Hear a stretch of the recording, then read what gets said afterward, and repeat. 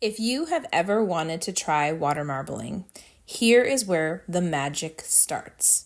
Hi, my name is Krista, the scarf lady who uses water marbling to create one-of-a-kind prints onto silk scarves. Have you ever taken a class and thought, wow, this is so easy, this is great, I can totally do that?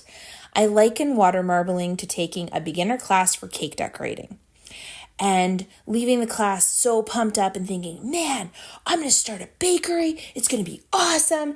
And then you kind of realize, wow, there's a lot more to this than just cake decorating.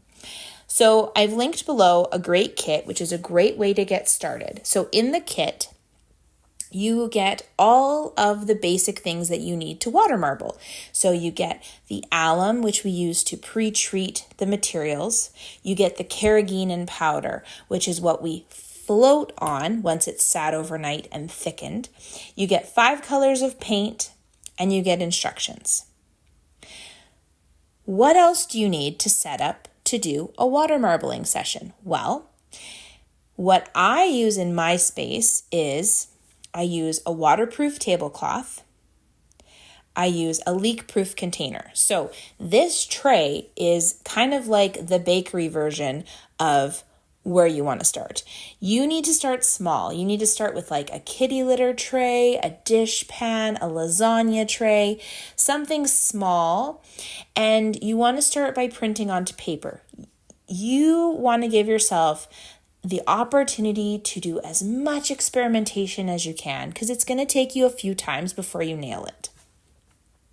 You need to buy a kit or buy the ingredients that you need to do the process with. I also have a little tutorial where you can learn how to make your own tools because you can see in the background there, I've got these tools that are nailed into wood. You can make really simple DIY tools out of cardboard and toothpicks and duct tape. Like it can be so easy. You need paper towel. You also need newspaper strips. So you need these about 1 to 2 inch thick newspaper strips that you're going to use to skim the surface of your tray. You need some towels or cloths to wipe off your tools. You also want to set up what I call a rinse station. So if you are making tons of paper, you need a rinse station to rinse off, but you also need somewhere for them to dry. So a drying station. I use like a drying rack like you would hang clothing on if I do a paper workshop. And then I always use gloves. So during the printing process and rinsing process, my hands will get really, really wet and covered in a lot of paint, and I don't enjoy that, and my skin's not happy with that. So I wear gloves. So I highly recommend having some gloves if that's something that would help you. Because of my volume of paint, I have a lot of paint colors. So I do have a paint station, but like if you are only working with 5 colors, you could also have little containers where you've mixed a few colors together to create new colors. So, just kind of thinking through what that's going to look like for you.